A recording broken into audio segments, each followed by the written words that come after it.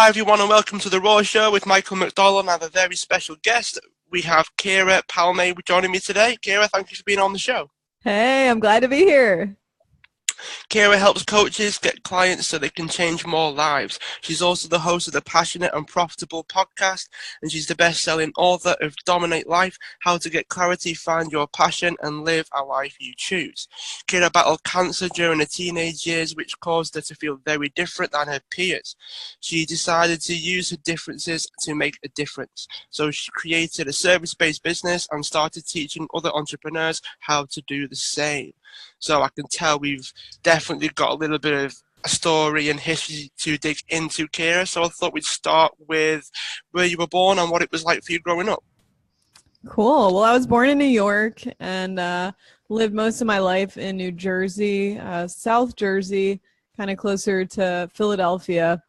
And yeah, I mean, growing up was all good. I had both of my parents and lived in the suburbs and things were fine. I mean, I always felt like I was different. I was always very creative and kind of an introvert growing up. I would always just like do arts and crafts as a child and separate myself at parties and things of that nature. But typically people would follow me and start looking at the art I was creating, and they would start to look at what I was doing, and it just seemed like naturally other people started to follow me, even though I was just trying to get away from everyone at that time of my life. But yeah, I mean, definitely, as you said, like there's some sort of story for me to share. When I was 16, I was diagnosed with cancer, and that was really the thing that changed my life in a really profound way. I mean, I just wanted to be normal, but I couldn't go to school with my peers because I was too sick. I lost all my hair because I was on chemo, and I just felt so insecure about it.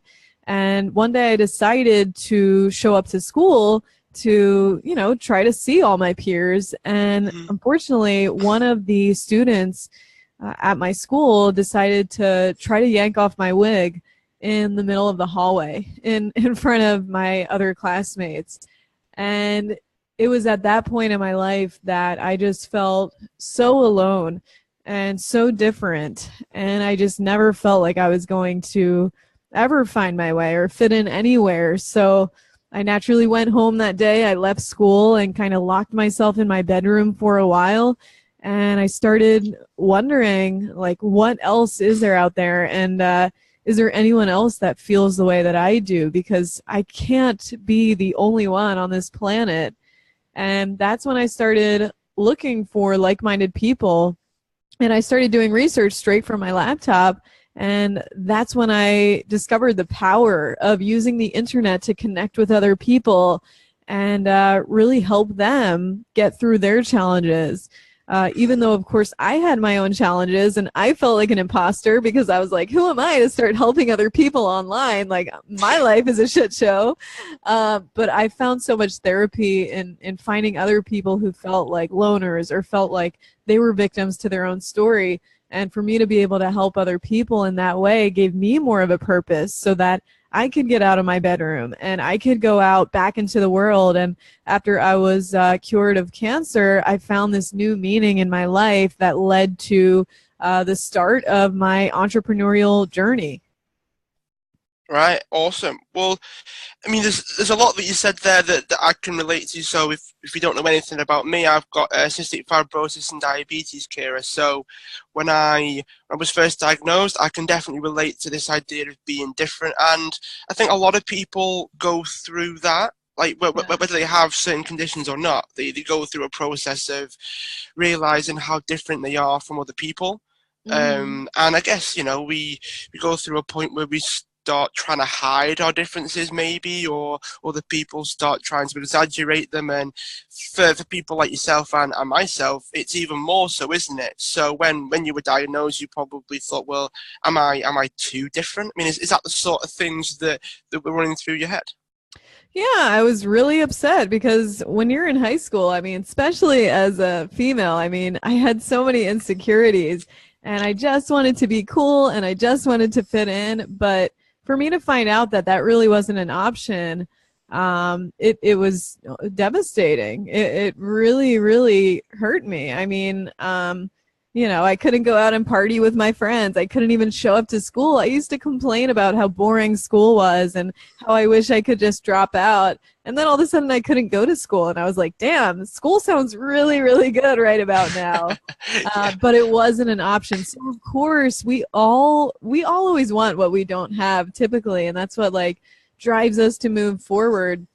And back then I just wanted normalcy. I just wanted to be normal. And it's funny, now that's like my biggest fear. I'm like, no way, I don't want to be normal. Like that is a nightmare. So now looking back on my story, I am so grateful that I went through it, because it really empowered me to find my unique voice and how to use my differences to make a difference. So I feel like that's what I've done, and that's what I'm going to continue to do for the rest of my life, because that journey is never going to end.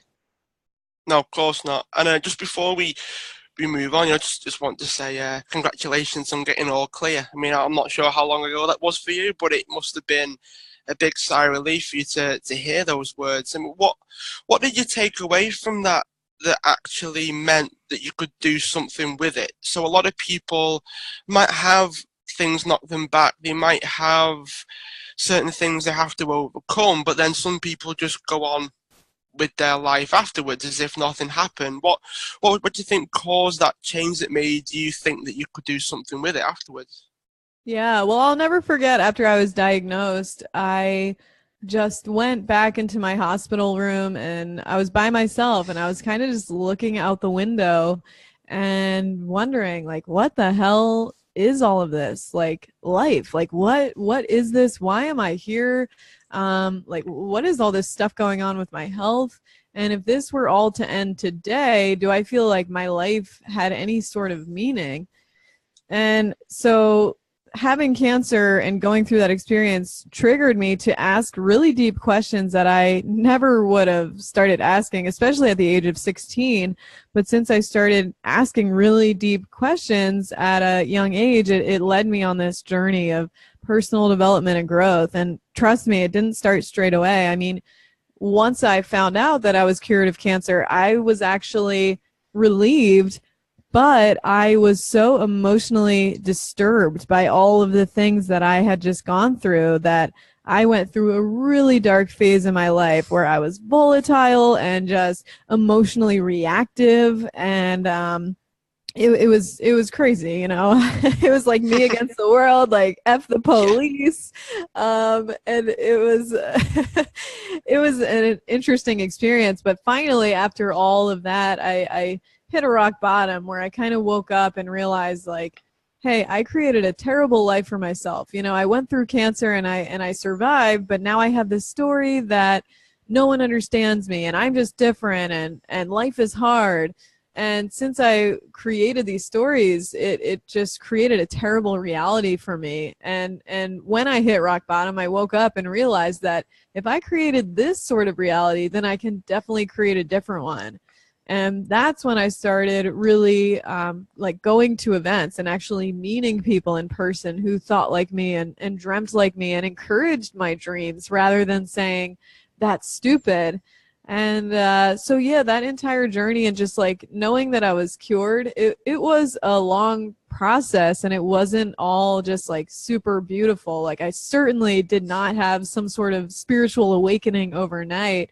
But over the course of several years, it happened, and it shifted me in a way that I can never go back to the way I was in the past, where I truly believe I was living on autopilot. And I'm so grateful that the experience happened to me, because now I'm a lot more aware that I can make a difference while I'm alive, and I can live a meaningful life, and my life is meaningful right now.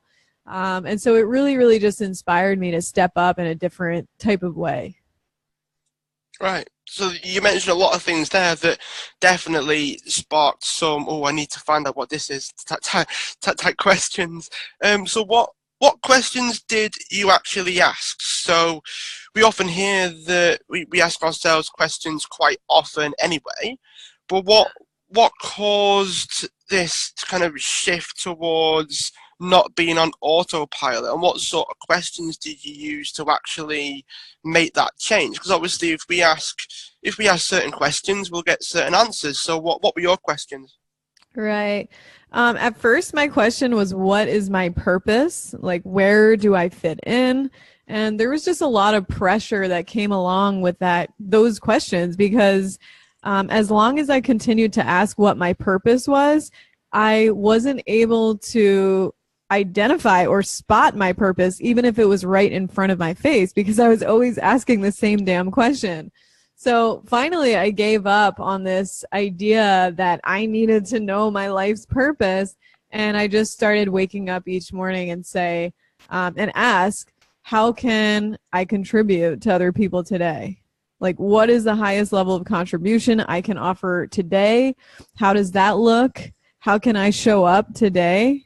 And, and that just inspired me to start serving more people from a place of not having an agenda and just giving without any expectation. And I believe that action and the energy, like the great energy that I had behind my actions, really helped people develop trust in me and believe in me and help them move forward in their own journeys and create transformations in their own lives, which essentially started a business for me, which I'm still in. So, I still ask that question, like, how can I serve at the greatest level today? Or what's the highest level of contribution I can offer to the world today?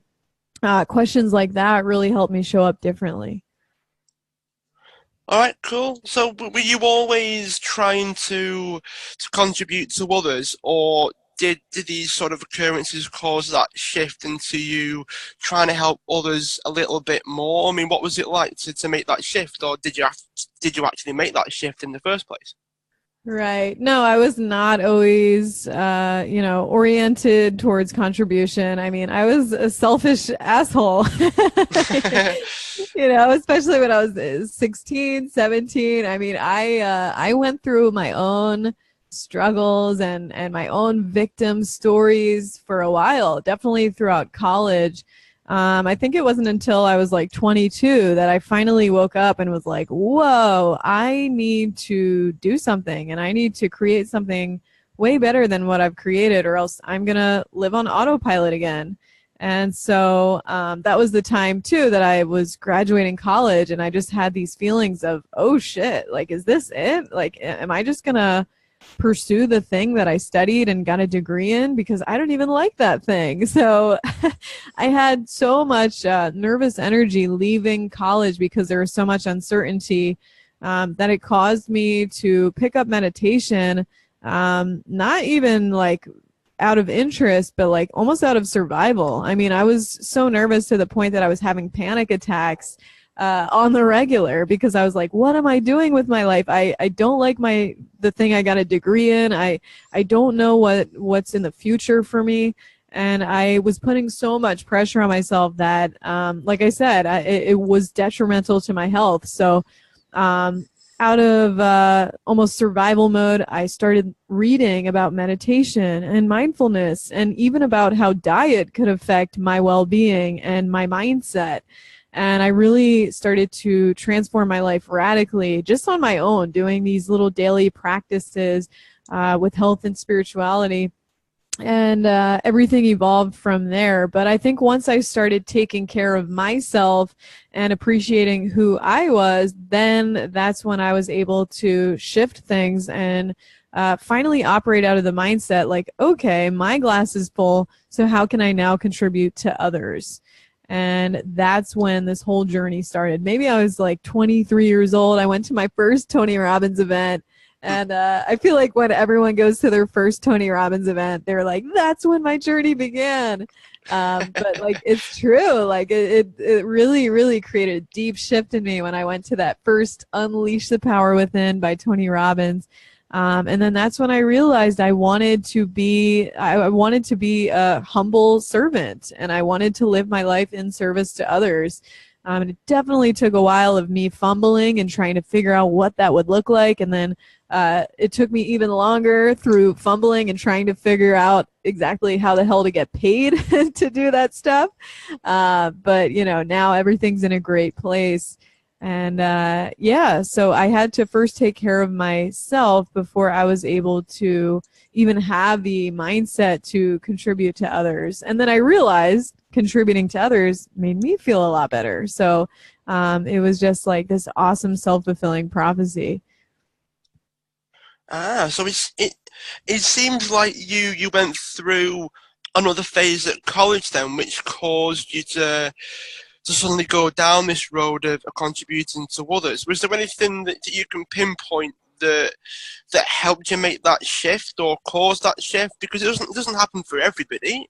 Some people just sort of do the things that they do, so to speak. But you had a definite shift towards helping others, which then eventually caused you to go to your first Tony Robbins event. So what do you think you could pinpoint that actually caused that shift, if you can maybe think back to that? Yeah, well, it was definitely that rock bottom experience I was talking about earlier. I mean, things were terrible in college. I was just not being a good person because I was still living in my story about how I was so angry that I had cancer, and I was so angry because no one understood me. And just through that, like operating through that mindset caused me not to trust people. And, I was in detrimental relationships and, lots of physical stuff happening there. And my very own friends like turned on me. My entire house got robbed one day. Wow. Like all of these things happened in one day where my house got robbed and like I got beat up by someone that I thought I loved. And like it was one thing after another. I left my wallet on public transportation and someone took my wallet and was using my cards. And like one thing after another just blew up in my face. There was way more to it than that, but I don't want to like bore you with my ghetto drama story, but like it was like, I was really living this dangerous sort of life where I was really testing the limits physically, legally, and everything blew up in my face all in one day. And that's the day I just kind of came home, realized my entire house was robbed. I had no belongings anymore, no money, and no friends really. So I just kind of like laid on the floor in my empty house and was like, well, shit, I'm like, damn, my life really sucks. And I totally created this. I started for the first time realizing how I created this terrible reality. And that was the first time I realized that I was responsible for creating my reality, no matter how shitty or how incredible it could potentially be. And that is the day that things got so painful that I made a conscious decision to decide to create a new reality, no matter how challenging it would be. So, I made that turn of not trusting anyone and kind of like being this kind of shady, volatile person that was like always living on the edge of my emotions. And then all of a sudden I'm like, okay, today I'm going to study meditation and I'm going to try meditating and I'm going to talk to God and like see if he answers. And it was like such a shift within literally one day, but I made a decision that I never turned back on. And that's always evolving. Like the actions I'm taking on a daily basis to live a better life, those actions are always evolving. But so am I. Like my spirit has evolved and my life has radically transformed as a result of me just hitting rock bottom at one point and making a decision that things needed to change and they needed to change right away. All right.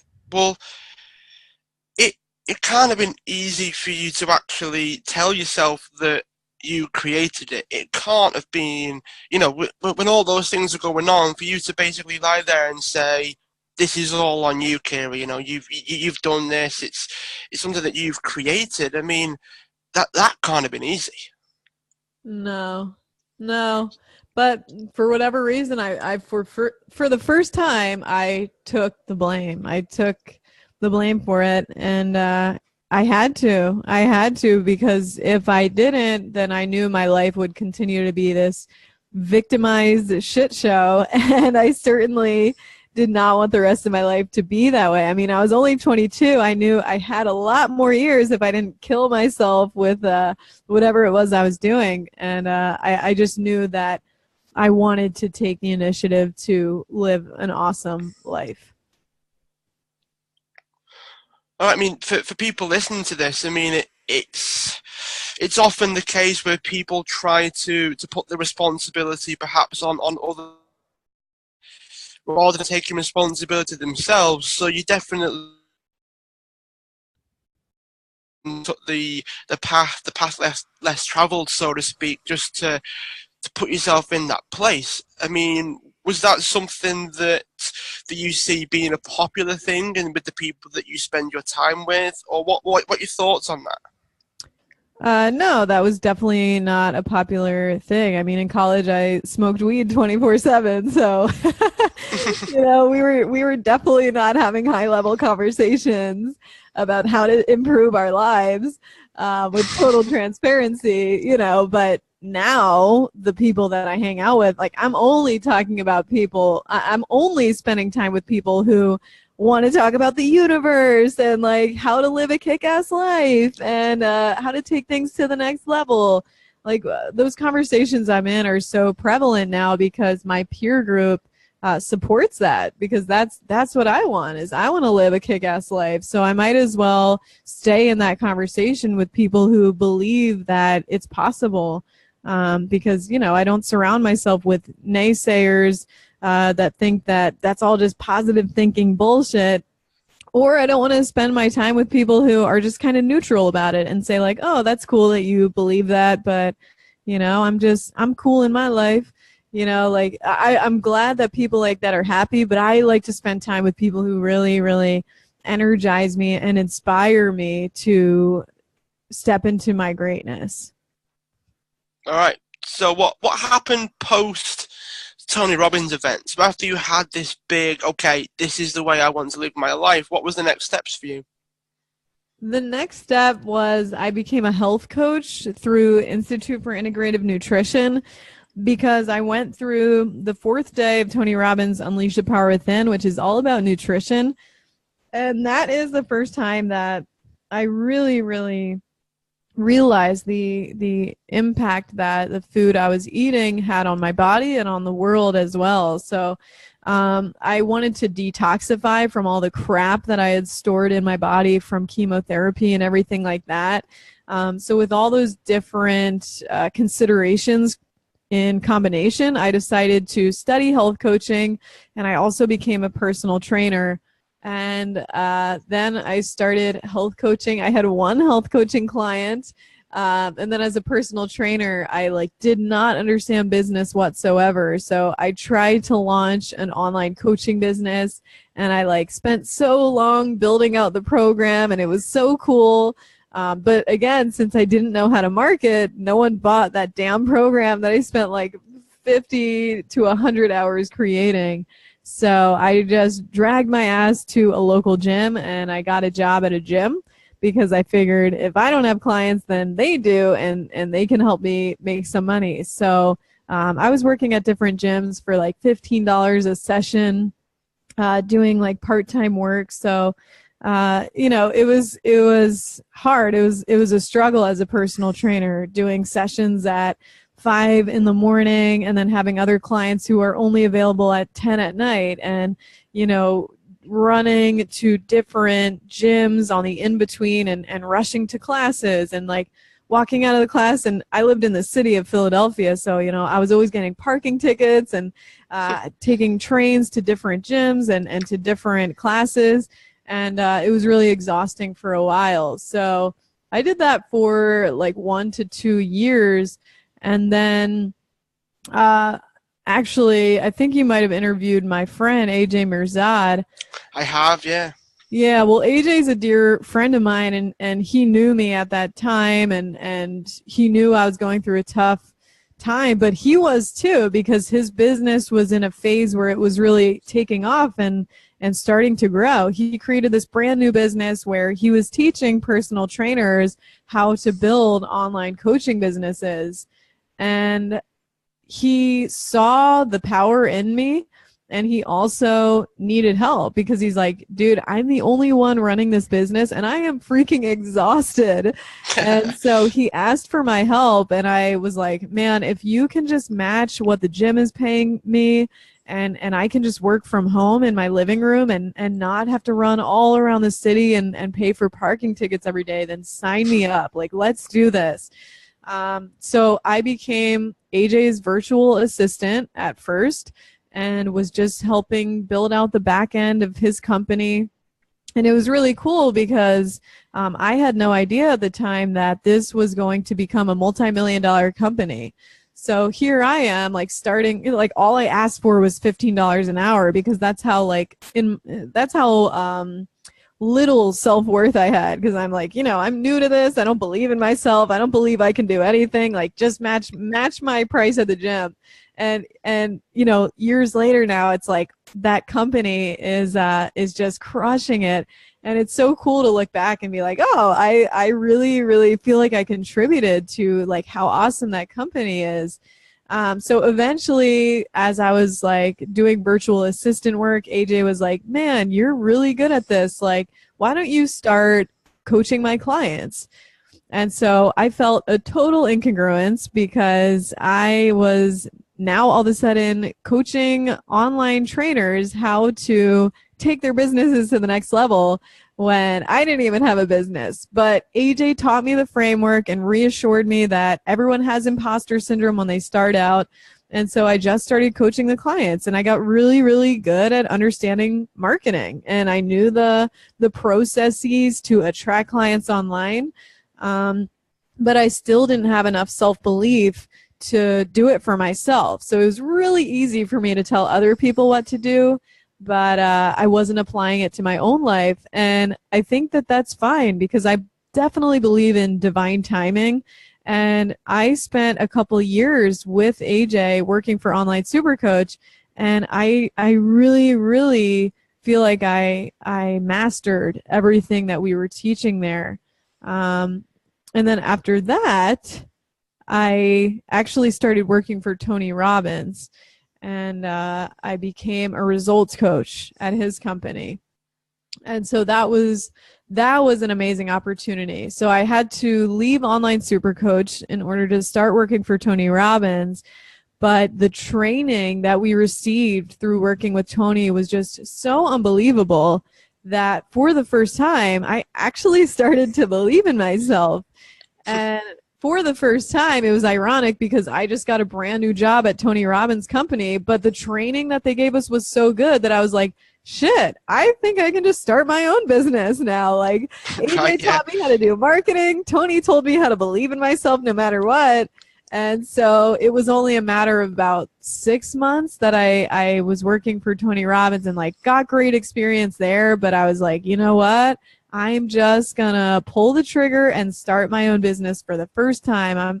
There's never gonna be a point in my life where I'm gonna feel ready. So let's just do it, Keara. And I gave myself that pep talk, and I was so nervous, but I quit my job and I hired a mentor for $10,000 when I only had, I think, like $700 in my account. So I actually had to go to the bank and take out a loan to hire a business mentor, but I was so committed because I had lived in so much pain of just being a trainer and running around and not having any money.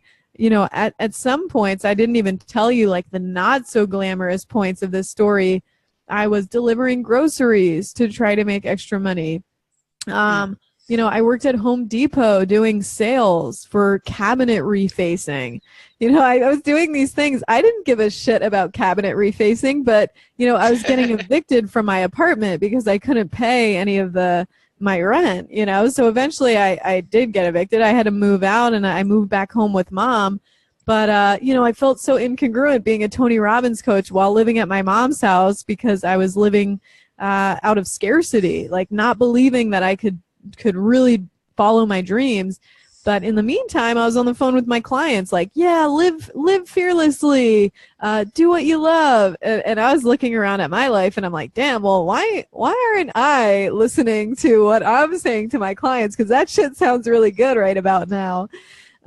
So, I had that painful point in my life where things just stacked up, and I said, you know what, enough is enough. It's time to raise my standards. So I spent, to me, what was painful amounts of money to transform my life. So I took that mentorship so seriously, and that's when I started my business, where I started teaching coaches how to build profitable online coaching businesses, and that's still what I do today.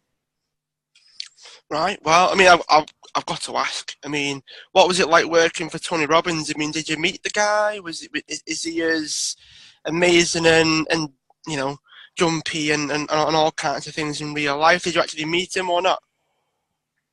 No, see, Tony's businesses are highly leveraged. I mean, he believes that every business you build, you should have in mind from day one, like how you're going to scale it, because he believes in scaling. So I think he has like 13 or 14 companies, and his coaching company was just another one of those companies. So at times he came on calls and things of that nature. But when it came to like training his staff, well, first off, the interview process was freaking nuts.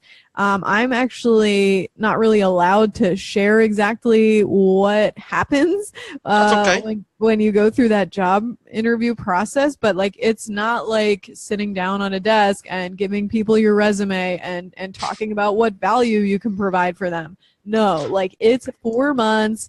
They really, really push your limits. They give you lots of challenges to see whether you cry and give up and run home and call your mommy, or if you can step up to the plate and deliver. And the resume didn't matter. It was all about your character. And I heard that it's changed since then. I heard that since now someone else runs the coaching department, they are concerned about your coaching credentials and things like that.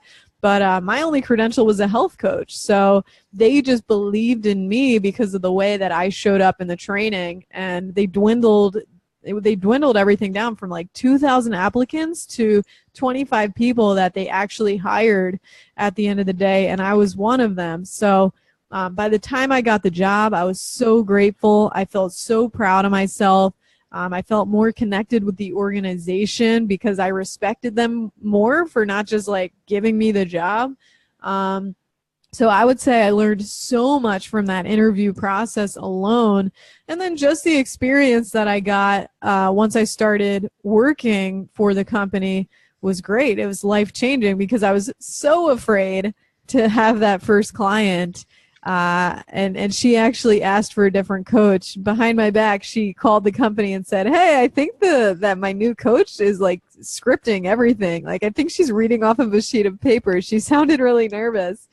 And that was true. I was reading off a script when I had my first client. But client after client, I started actually getting people results. And I was like, wow, I'm really damn good at this. So that experience was exactly what I needed to have the belief in myself that I could do whatever I wanted to do.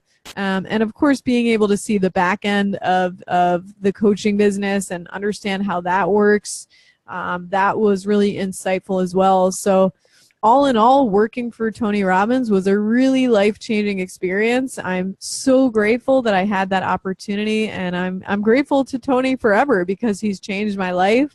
I'm here living with a man that my boyfriend, I met him while I was volunteering. So many incredible things have happened since I got involved with that organization. Oh, definitely. I mean, just from everything that you've said there, I mean, it sounds like just the interview process alone could have had some real shifts. I mean, yeah. I'm just, I really hope Tony might listen to this. You never know. Yes. So before we dive into your business then that you're doing at the minute, I'm curious to know what your thoughts are on somebody else encouraging you to have more belief in yourself. So it's almost like we often talk about, or at least I often hear, that if you look for things on the outside, it's not exactly going to help things on the inside. You know, if you look for feedback and things, it's going to make it harder to see things on the inside. Whereas from what you've told me there, it's almost like the feedback that you get from others, it was kind of what almost helped you get to that point where you started to believe in yourself. I mean, you can obviously correct me if I'm wrong on that, but what are your thoughts on that idea? Well, yeah, I mean, I was just so immersed in an experience of transformation. Like I said, the job interview alone was a 4-month process. So, since I was so heavily immersed in this situation where I was challenged so much and put to the test, and I delivered time after time again, even if I was tired, even if I wanted to cry and call my mommy, which I secretly did. I just was so proud of the way I showed up and how at the end of the day I got that job. So it shifted my identity, and that's something that will change your life. If you are able to create beliefs and adopt them, but then put them into action time after time, and you do so many times to the point that it shifts your identity and the way that you perceive the person you are, then like that'll transform your life. And so now I like truly believe that I can do whatever I set my mind to. I truly believe that. In the past, I might have said that, and it sounded like a really cool quote that I might have just read on Instagram, but it didn't feel like it was something that was really true for me. And now I truly believe that because it's ingrained in my identity. So yeah, sometimes people do need to hear like validation from others, and I still hire mentors, and I still know what the hell to do. Sometimes it's like, hey, Keara, just raise your prices. And I already knew that. And I'm like, damn, well, why did I pay you $25,000 to just tell me to raise my prices? But sometimes we just need permission from others to really step into our greatness. And so I think everyone should definitely have at least one person in their lives that will be that person that believes in them and holds them to a higher standard and gives them permission to step into their greatness. But otherwise, you've got to do the work behind the scenes 24/7 to manage your state and shift your focus and focus upon how you're going to achieve what you want in life. And of course, you don't want to focus on achievement 24/7 or else you'll go nuts and burn out. But whatever it is that you desire, just focus on what that would look like in an ideal situation and just operate from the energy as if it's already happened. And as you continue to believe that and take it on as like the person you are, then that will definitely shift your reality dramatically. Yeah, I mean, I definitely echo that and agree with that, Keara. I mean, it's often a difficult thing to get across to some people, but if it's easier for you to just have someone else say, you're on the right track, just do this, just do that, even if it's simply them repeating what you're already telling yourself you should probably do. Sometimes if that's the easiest way of actually getting you to do it, rather than trying to do the work 24/7 every single day, just to encourage yourself to maybe do it. If someone else just says, look, you're on the right track, just do X, Y, and Z and you'll be fine. If that's all that it can take, just to have that feedback, from outside of yourself, if that's all it takes, then the way I see it, that's got to be time or money well spent if it means that you actually move forward. Yeah, and that's why I constantly invest in mentors, because everyone has fears and insecurities. It's not like I went through Tony Robbins training and then for the rest of my life I'm like, oh, I am unstoppable. Some mornings I wake up and I'm like, shit, what am I doing? Like, am I really cut out for this? And I'm brave enough to admit that I still have those thoughts, because I think every entrepreneur does, where they're like, man, I created this thing. Is this really what I want? Or we have to constantly reassess the way our business is going if we feel out of alignment. And the truth is, today something might align with me in my business where next month it won't, or next year it totally won't. And so we're constantly making these shifts in our businesses and tapping into our intuition and seeing how we're feeling. And so these fears and doubts in ourselves can totally come up all the time, and they totally do. We all have that ego that tries to keep us safe, and we all have that voice in our head that tries to prevent us from stepping into our greatness. And I'm aware of that, and that voice used to run my life. Unfortunately. But then when I made a shift and I made that identity shift and said, you know what, I can choose to create whatever reality I want. I do that, and I definitely mind my self-talk, and I definitely stopped complaining, and I take action now instead of complaining, and I think about what the outcome is that I want and take whatever actions are aligned with that. But I also hire mentors because they are the greatest permission givers to be like, you know what, Keara, you're doing this and it's kind of dumb. Maybe you should do this instead. And I'm like, okay, great. Or they'll just say exactly what I already thought I should do. And then I feel like, oh, okay, like, yeah, now I can do it. Now I'm feeling really excited because someone really thinks that this is a good idea, and that's exciting. So yeah, that's why I'm always investing in mentors, because that fear never goes away in anyone. But it's just how you manage that fear and navigate through it. And I think that having a coach or a mentor is a great way to make sure that you're keeping yourself on track even more than you could do on your own. Yeah, definitely. I mean, just from my experience in the businesses that I'm starting to run and started to build, it tends to be something that is very much repeated on a daily basis, or sometimes just an hourly basis. Sometimes, like fear always shows up. It always, no matter who you are or what you do, for greater or lesser degrees, it does eventually show up. It almost as well at the times when you least expect it. That's always it's always the downshift. It's always the downside of it, is that if you can see it coming, then you're fine. It's often the moments when you least expect it that it does kick you to the floor, and you want to then decide to get back up. Have you got any strategies for us for managing our fear then? So if we take for granted, or at least take as given, that fear does show up no matter what, have you got any strategies for us to help us manage? Well, your fear, and yeah, that's a good question. Like, how do you manage your fear? You don't. You just move scared. And that's something that I learned that I needed to do, because your fear is going to show up as soon as you're doing something that takes you out of your comfort zone. And the thing is, it's amazing to feel uncomfortable, because if you always felt comfortable, that would mean that you're never growing. You're never challenging yourself to do anything more than what you're doing in this moment. And that's really damn boring and unfulfilling.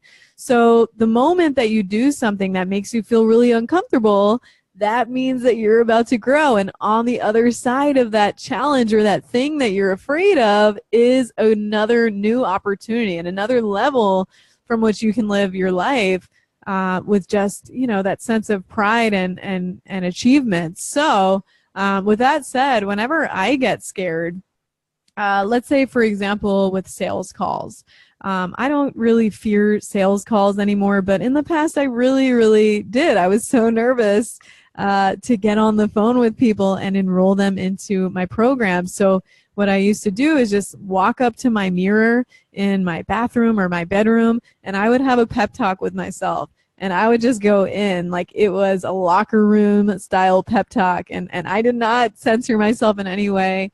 So something like I might have said, I would look at myself in the eyes like so intently, and I'd be like, okay, Keara, so you're scared of a sales call? You're scared of this person who booked a call to work with you?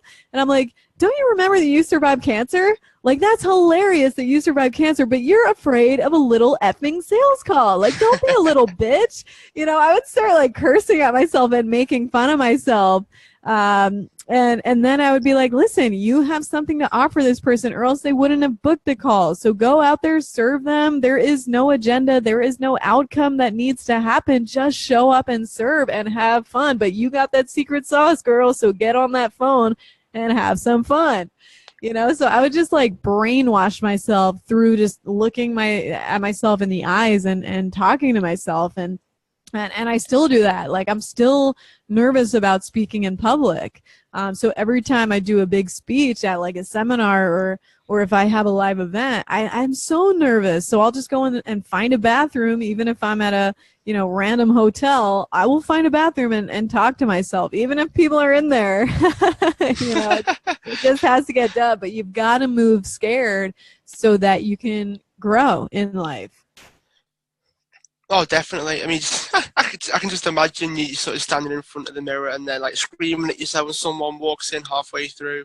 Yeah. The funny moments that we can have. I mean, I know that there's a lot of people out there listening now that probably do have, or at least try, or almost experience like the two voices. The voice that we speak that could be censored, and then the voice that isn't. The voices inside our own heads. As you said, you start cursing, you start swearing at yourself and shouting at yourself, saying, come on, you survived cancer, you can do this. And it's interesting when you mention that, because there could be people listening now that are probably like, it's not just me. Like, if it happens to you, it happens to them, then it happens to me as well. So there's a lot of people that do experience the same things. So this is going to seem a little bit strange, really, before we get into the more nitty-gritty of the work that you do with coaches and people that run their own businesses. And it is, what do you think, at least, about this idea? Because one of the things that stands out from everything that we've spoken about is being different. So what are your views or your thoughts or your insights on the idea of the fact that we might think that we're different, but it's amazing how similar we are? Yeah, I mean so can you repeat the question? Yeah, sure. So what are your thoughts on the idea that we think that we are potentially so different from everybody else, but then eventually we start to realize how similar we are? Yeah. Well, I think it's important for everyone to just be themselves and not try to be like other influencers in their industry or things of that nature. So just focus on like being your authentic self. And then, like you said, deep down, we are all very similar. We all have the same fundamental needs. So when you can tap into what other people really want, I mean, really, what people want is to feel connected, to feel like they're part of something bigger than themselves, and to feel like they belong somewhere, to feel loved. We all want that at the end of the day. So if you can always remember that the person on the other side of the phone, if you're having a sales call, or one of your clients, or one of your friends who's maybe in a terrible mood today, just remember that they just want to feel like they belong, and something's off in the moment. It'll always like help you operate through a different lens where you can have compassion and serve at a different level. Yeah, for sure. All right. Well, we're going to try to get a little bit specific with regards to the work that you actually do now, Keara. So this has all been very insightful. I've actually filled loads and loads of pages in my notebook of notes and things to take away, and hopefully people listening to this have probably done the same thing. But how do you think that people can benefit from this idea of sales calls and marketing and things of that nature? So that's your area, so to speak, of how you help people. So what do you see changing in terms of marketing? What would you say the best practices are at the moment? Yeah, so just to be clear, I help coaches get clients. So it's everything from like creating the vision of their business and getting really clear of what problem they're solving and who they're solving it for and what the value is of that, so they can really clearly communicate that.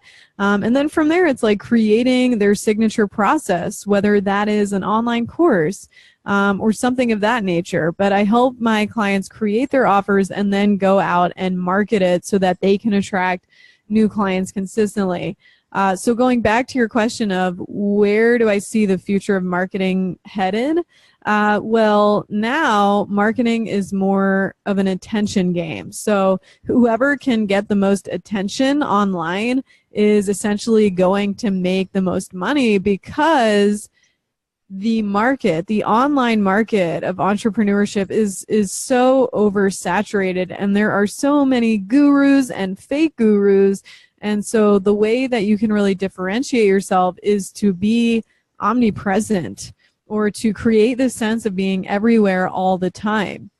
And of course, when I talk about attention, you want to do it in a tasteful way, but you really just want to be yourself and show up and add value, whether that be teaching your audience really cool stuff about what you know, or it just be like showing up and having an authentic story that you share from your own experience so that people can really relate to you.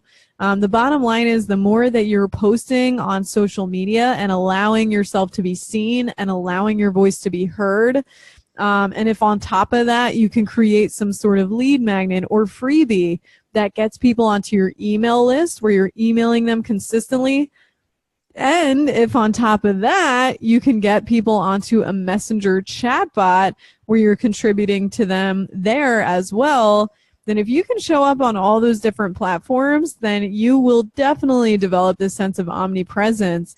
And that's something that a lot of people say when they get on a sales call with me. They're like, man, I've seen you everywhere since I saw your first ad. Like, you're just showing up left and right.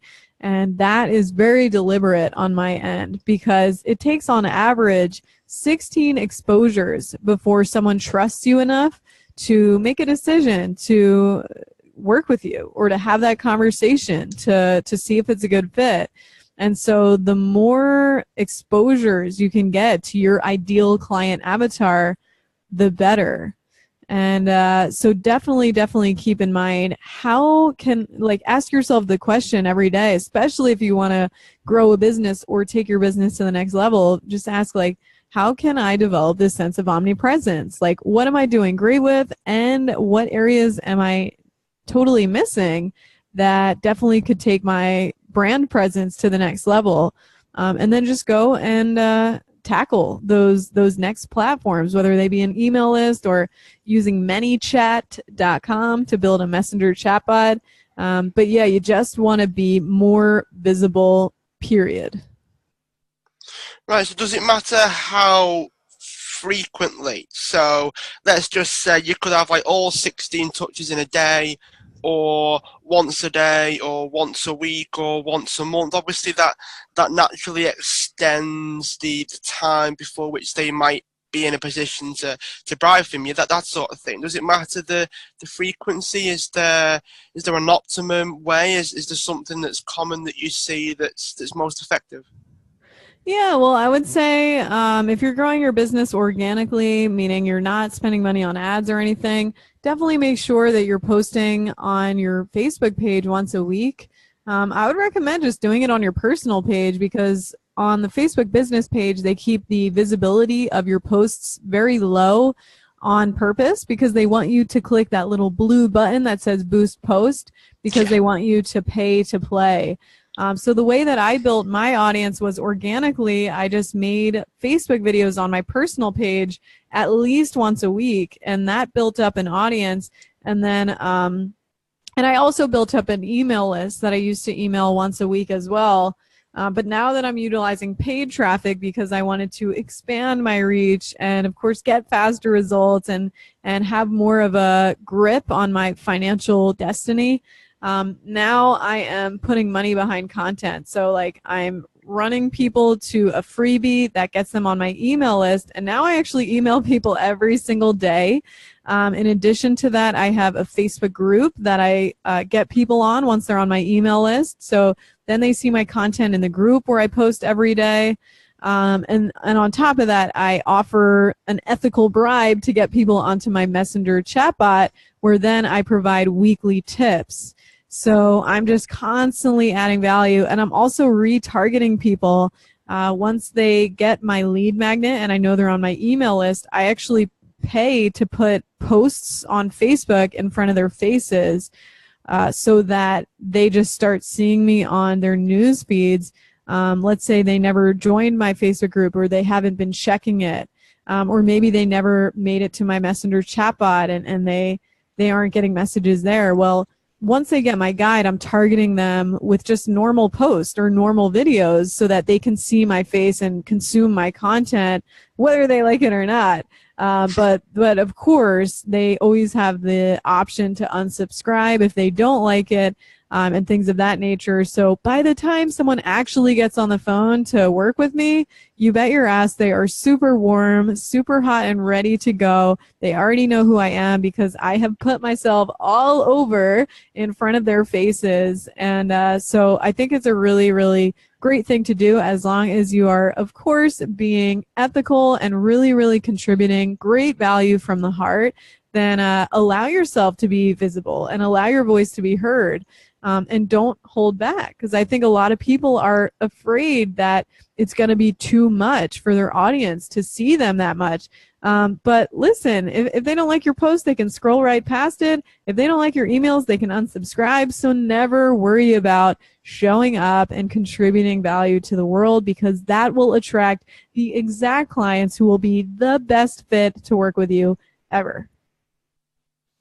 Awesome. All right, so it seems at least like this idea of retargeting is something that keeps you in front of people's faces, as you mentioned. So obviously, if people do or don't take action on something, they're going to see you anyway, because you've got this idea of retargeting. And I also quite like the idea that you mentioned of sometimes it's just posts, just because they see you, so that eventually, once they book on a call with you or a session or whatever the case is, they've at least seen you so many times. I mean, do you wait a certain amount of time? Do you still have funnels? Do you only show certain types of people, or you don't actually, how to explain it? Do you only give people the opportunity to work with you once they've got to a certain point, or do you keep sort of asking people to work with you all the time?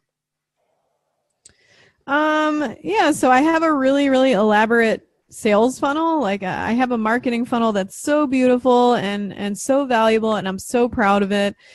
So essentially what I do is I attract people using an ethical bribe, like I said, like a lead magnet that's super valuable. I'll offer that to people, and of course I'm targeting them with ads so they have specific interests that I know would align with my ideal client avatar. And once they opt in to get right now it's a guide that I'm promoting. So once they get the free guide from me, then I'm following up with emails that are building relationships with them. And then I'm inviting them to join my implementation workshop, where I take everything I taught them in the guide and I set it into specific actions so they can implement those actions and grow their business. And that is where I invite people to work with me. So if they feel like it's a great fit, they'll go ahead and book a call. And that is how I get clients on the phone and enroll them consistently. So yeah, there's definitely a process. If they don't take me up on booking a call in just that first process, let's say they never even make it to the implementation workshop, well, you bet your ass if they're on my email list that I'm going to be making offers from time to time. This is a business. This is definitely a business, and I definitely love money, and I definitely love contributing to other people's lives. So as long as they remain on my email list and in all of my different platforms where I'm marketing, which I just talked about, like 4 different platforms I market from, they're definitely going to be getting amazing content from me for free, and they're definitely going to receive invitations to work with me as well. All right, cool. So you mentioned a handful of times about the idea of selling on the phone and that kind of thing. So is there a particular process? Is it kind of be the last sort of thing that we go through? Do you have a process that you take people through, or is it kind of purely based on their answers? So if we imagine a coach looking for more clients and they want to go about it through the sales call process, is there a script? Is it more about trying to find out what they actually want to get from working with you, and everything's crafted that way? I mean, you don't have to go into actual phrases and specifics if you don't want to, but just give us an idea on what the sales call's like. Well, yeah, there definitely has to be a process because if you just like call someone who booked a call with you, they might just be like, "Whoa, I saw you online and you seem so cool. What's up?" And you don't just want to like cut the shit with all these people on the phone all day. Like you've got a business to run. So I definitely control the frame of the sales call. As soon as people get on the call with me, I let them know exactly how the call is going to go. I let them know that I'm going to be asking them questions to find out if or how I feel like I can support them. I'm going to find out what's working for them in their business and what isn't.